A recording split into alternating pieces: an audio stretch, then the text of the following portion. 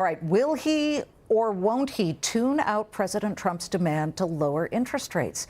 Looking at how the yield on the two-year Treasury, which most closely tracks Fed policy, has moved since Federal Reserve Chair nominee Kevin Warsh's confirmation hearing yesterday, you can see that it climbed by more than 8 basis points to 3.8%. Right now, it's up 3.3 basis points at this moment. Warsh was pushed by both sides of the aisle, let's say pressured, about how independent the Federal Reserve would be if he is confirmed, while calling for a, quote, regime change at the central bank. But during the hearing, Republican Senator John Kennedy of Louisiana really pressured Warsh on whether he will be influenced by President Trump's economic desires. Watch. Okay. Now, the problem is, can we agree that your credibility as Fed chairman is the most important thing you have? It's the most important thing to me, it's the most important thing to the institution, and it's the most important thing to the successful conduct of policy. Okay, if the markets that's a yes, right? Yes, Senator. Okay. The problem is that President Trump has said he's not going to appoint anybody who wouldn't agree to lower interest rates. Have you agreed with the president that you're going to lower interest rates? Senator, I'm glad you framed it that way. The president never asked me to predetermine, commit, fix, decide on any interest rate decision in any of our discussions, nor would I ever agree to do so. Joining me now in a Fox Business exclusive, PIMCO Vice Chair and Managing Director John Studzinski. PIMCO manages roughly $2.25 trillion. It is a bond behemoth. Let's just get your gut reaction first on Kevin Warsh and his testimony and what you think he really means. Do you believe him when he says that?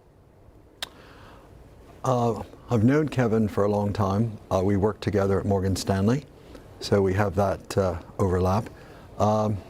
Kevin's a class act. He was a class act yesterday. I think he handled himself really well. He did. I think he will get approved. It's just a matter of time and some of the other things that have to get worked out. And if you look at his whole career, he's been very disciplined, very professional, very measured, whether it's his investment career. He's got a very good relationship with Scott Bessent. They respect each other.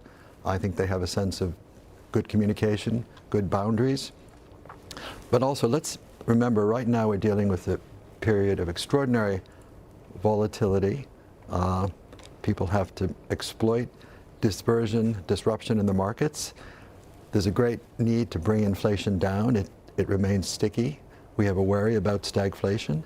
So we're in an environment now where the Fed chair is going to have to provide the right leadership. But as you know, and you've heard this by lots of people saying on this, the Fed is one voice. He provides leadership, but at the same time, he's got a committee, yeah, and he's got the dot plot and the votes, and they will all have views based on what they're seeing in their regional economies. Yeah, it's not that the head of the Fed decides and puts his sword down and says this is the way it is. He does, or she, have the power to guide what the team thinks, and therefore it's widely expected that next week. Guide and interpret. Correct, guide and interpret. Yeah. Next week, today, a week from today, when we find out what the Fed is going to do or not going to do, it's widely expected that we will see a pause.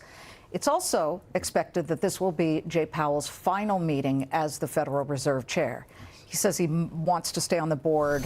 We don't know what's going to happen there. But we don't see, especially considering the inflationary pressures from the Iran war that we've seen, not just for gasoline, but also for chemicals that go into fertilizer. We're widely expecting that food prices might have some type, there might be a boomerang effect and food prices will go up because the chemicals that travel through the Strait of Hormuz can't at the moment for fertilizer. So would you feel that we need a rate cut, which is normally stimulative and would stoke inflation even more?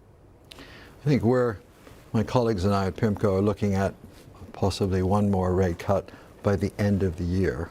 We're talking by the end of the year. Mm-hmm. That's many more months to go. And December is the first. think the most important thing to note, you're dealing in an environment right now where the impact of the current energy shock and supply chain shock that has a lag effect that takes weeks, if not months. So you're saying we haven't even begun to feel? We're just beginning to see some of the implications of that in the economy. So we should be a little more measured in terms of interpreting that we could immediately pivot to a different interest rate environment. Okay. Do you believe that one of the things he did say is that he believes AI, artificial intelligence, is going to result in so much productivity, so many gains in productivity, that it will be deflationary. That's a big if, isn't it? Do you feel that way? What if people lose their jobs en masse and they're waiting in line and the government has to spend money to take care of them? If they're unemployed, then the debt goes up because the government's spending more? You have an interesting thing going on in the economy right now. You have a lot of companies trying to be more efficient with labor. They're laying off people, not because they're seeing short-term enhanced efficiency due to AI, but they're using those costs of that labor to actually invest in AI. So you're going to have a lag effect in the economy here of could be several years between when we invest in AI and we start to see the flow-through on the impact. I think it's expected from a macroeconomic point of view to be more likely to be deflationary. But the timing of that, again, we're not talking about the next 12 months or the next 24 months. And what you're seeing now with this job reduction, as I say, this is more about managing expenses and margins and allocating much more capital to AI. Amid uncertainty as well with the geopolitical landscape. So what part of the yield curve would you advise people to park money in if they are concerned in the short term about what may happen with the stock market? Well, it's interesting. I know you're talking about today being another robust market. One of the things we're fascinated by in this market, where you've got extraordinary volatility and lots of dislocation, great opportunity for alpha. It's not a beta market at all, but I think what you're seeing is the correlations don't necessarily make sense in this market. So I think Do you fight the tape? No, you don't fight the tape, right? No. No, you don't fight. Well, let's be clear. You've got lots of things are going to happen. You've got to look at the day-to-day opportunity for active management and take advantage of that. So on the yield curve, you're still looking at shorter duration than longer duration. Okay, so you'd say T-bills or a 2-year, for example? Well, we still like certain mortgages. We still like inflation-protected T-bills, treasuries, all of that. And this private credit situation, it's settled down just a bit, but it started sort of at the end of last year where Blue Owl, which is the big name in private credit, started to falter a little bit, and people got concerned because they have heavy exposure to software names. They lend to a lot of mid-tier software companies. And the Anthropic effect, everybody got nervous that software and all these companies that make it would be rendered obsolete with the brand new developments at Anthropic, which are pretty extraordinary. And then you saw the other big names in private credit get hit. Today, Thoma Bravo, which is not publicly traded, but they are a major software private equity name, said that, according to Reuters, it's a Reuters headline, and we've put in a call to Thoma Bravo to see if there's any there to this. But I asked Orlando Bravo of Thoma Bravo last week about Medallia, and the news that Reuters says is that they will take a big hit in hundreds of millions of dollars if they have to shed Medallia, which is starting to falter. It's not bringing in enough money to justify its expenses. And Thoma Bravo and Orlando had told me, look, that was a mistake. We made a mistake by investing and going so far into Medallia. Do you see any systemic spread of the private credit situation? I'm really pleased you raised this, because we cannot, my colleagues and I are really focused on the fact that this private credit shock is not systemic. It is underwriter driven, it is case by case, it's manager driven, and it has to do with very flawed credit underwriting. It really is. It's not systemic.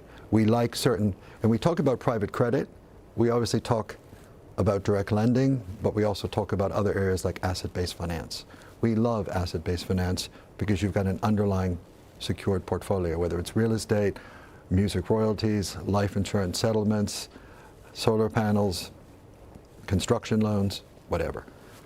Direct lending, that's a very different category. And you've got a lot of credit decisions that were made by either inexperienced or very gung-ho people who are trying to invest or put to work a lot of capital in a relatively short period of time. It's almost like the SPAC phenomenon back then. Everybody was looking for a place to put money in, and we saw what happened there. But John, it's a pleasure to speak with you. Please come back. You're a man about the globe. You're always trotting around, but thank you for stopping by Fox Business. Thank you very much.